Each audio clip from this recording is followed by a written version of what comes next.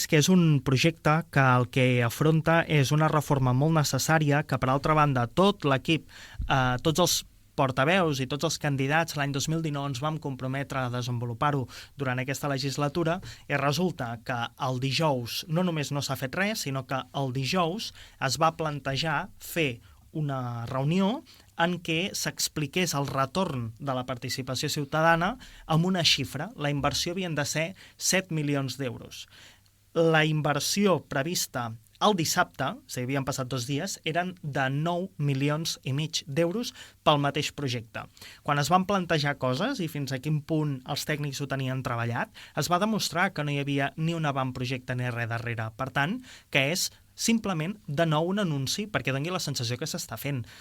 Ho hem parlat amb entitats, amb ciutadans, i ho diuen, bueno, ara s'està movent perquè venen eleccions, però no ens llepem el dit, ja sabem què és el que s'està fent. I per una banda hi ha aquesta sensació d'alegria perquè s'està tirant endavant, però per altra banda tenim la sensació agredolça. Amb el tema del pressupost